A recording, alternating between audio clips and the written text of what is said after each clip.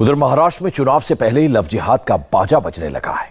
हिंदूवादी संगठनों की जन आक्रोश रैली का पूरे महाराष्ट्र में शोर मचा हुआ है, मगर आग में घी का काम कर रहे हैं हैदराबाद के बीजेपी विधायक टी राजा सिंह। विवादित बयानों के चलते मंगलवार को उनके खिलाफ केस दर्ज हो गया। राज सिंह के महाराष्ट्र दौरे से सबसे अधिक परेशान है ओवैसी की पार्टी AIMIM, जो उन्हें तत्काल गिरफ्तार करने और उनके खिलाफ सख्त एक्शन की मांग कर रही है।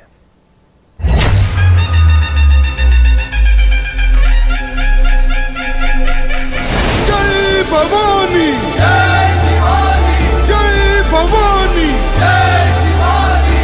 भारत माता की, भारत माता की जय श्री राम, जय श्री राम।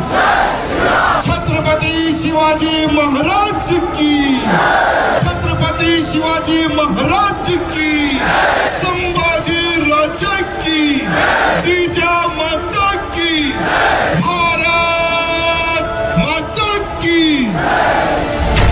मैं राजा सिंह छत्रपति शिवाजी महाराज का। फ्रीडम ऐप से सीखकर क्या आप साबुन बनाते हैं? अगर ऐसा है तो आप अपने साबुनों को 1 करोड़ फ्रीडम ऐप के जो ग्राहक हैं उन्हें बिना किसी खर्चे के आप उसे बेच सकते हैं। जब तक महाराष्ट्र का नौजवान अपना कर्तव्य नहीं समझेगा, अपने आप को हिंदू नहीं समझेगा, ना देश सुरक्षित रहेगा, ना धर्म सुरक्षित रहेगा।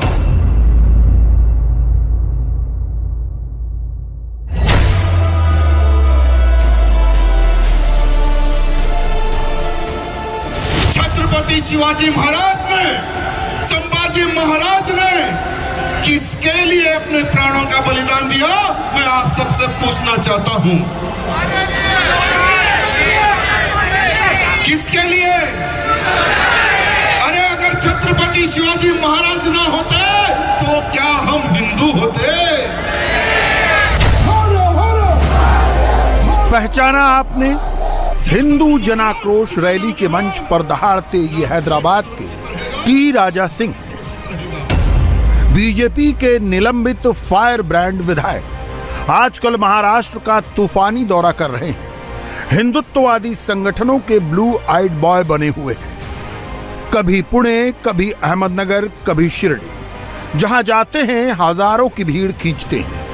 मगर अपने तीखे बयानों के लिए राजा सिंह इतने बदनाम हैं कि उनके खिलाफ कानून को कार्रवाई करनी पड़ती है, अदालत को एक्शन लेना पड़ता है। मंगलवार को अहमदनगर की सभा में जो बोला उस पर भी केस हो गया।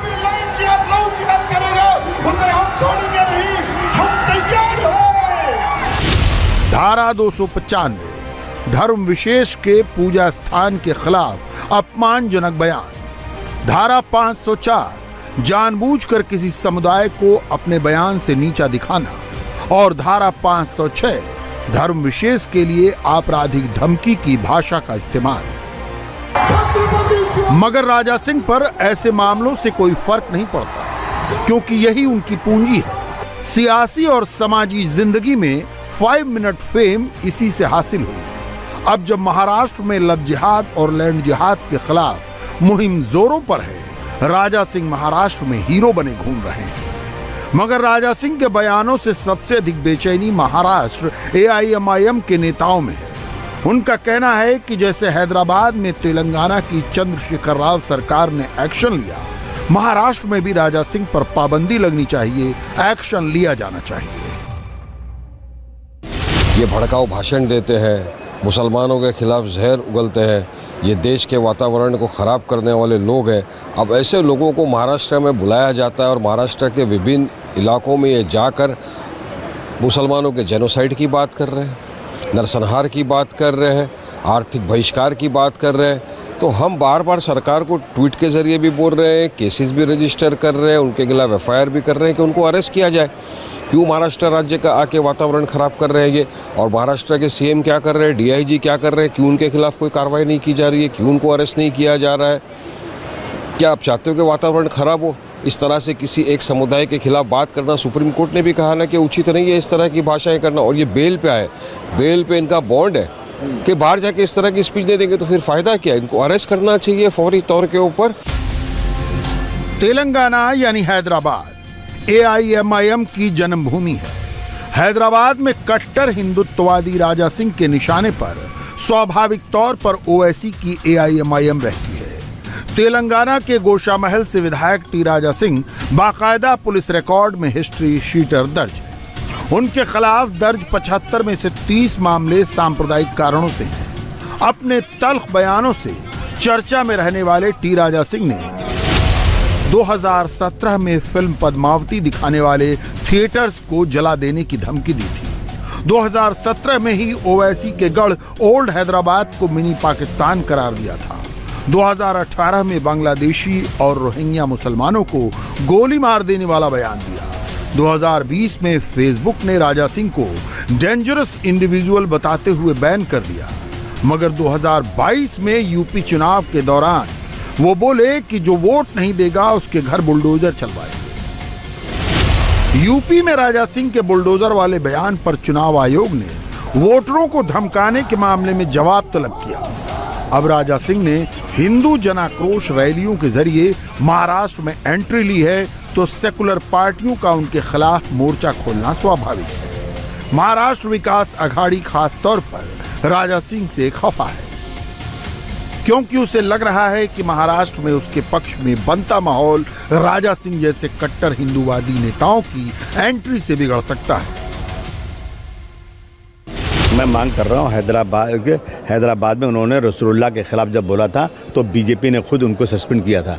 और ऐसे लोगों को जिन पे पुराने केसेस हो चुके हैं और उनके ऊपर केसेस हैं दंगा भड़काने के, ऐसे लोगों को महाराष्ट्र में आकर के भाषण करने का परमिशन देना मैं समझता हूँ बहुत बड़ी लॉ एंड ऑर्डर की जो खराब कर सरकार खुद कर रही है। सरकार को उनको तुरंत रोकना चाहिए, उनको जेल भेजना चाहिए। देखो, कोई भी धर्म के बारे में किसी को भी कुछ गलत बोलने का अधिकार नहीं है, वो हमारी संवैधानिक व्यवस्था का सबसे बड़ा ढांचा है। लेकिन बीजेपी ये चाहती है कि हिंदू मुस्लिम का लड़ाई हो, पुनः हमें सत्ता में आने का फ़ायदा मिले, और इसलिए कुछ लोगों को इकट्ठा कर कर हिंदू के नाम से और वो जो कर्नाटक से जो आया क्या हुआ आदमी आता है वो यहाँ पे गाली देता है। सही में तो पुलिस ने तुरंत कार्रवाई करना चाहिए, क्योंकि ऐसा वक्तव्य किसी को भी नहीं, ना हिंदू को करना का अधिकार है, ना मुसलमान को करने का अधिकार है।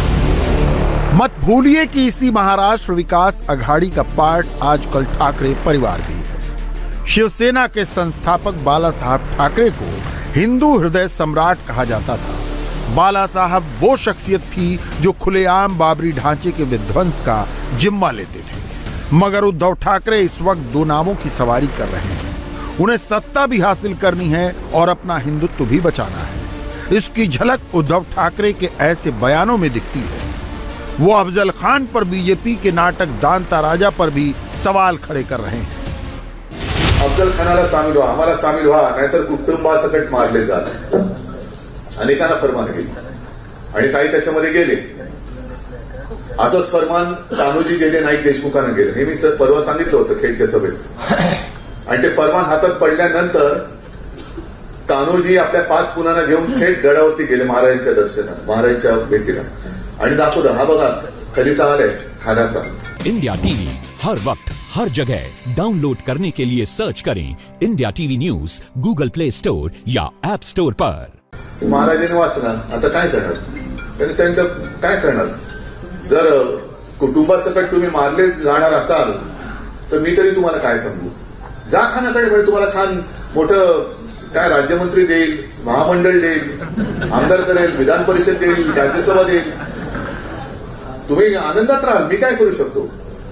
आणि ते महाराजांचे शब्द ऐकल्यानंतर तानोजी जेने ताडकन उठले, त्यांनी समोरचा तांब्या घेतला आणि हातावरती पाणी सोडलं आणि सांगितलं, हे सोडलं पाणी माझ्या मुलाबाळांवरती, हे सोडलं पाणी माझ्या कुटुंबावरती, पण जोपर्यंत जीवात जीव आहे तोपर्यंत मी स्वराज्याशी द्रोह करणार नाही, तोपर्यंत मी स्वराज्याशी द्रोह करणार नाही। आता तोच काळ तसाच आलेला आहे। सामील व्हा, नाही तर आज जा, एक तर भाजपात नाही तर तुरुंगात।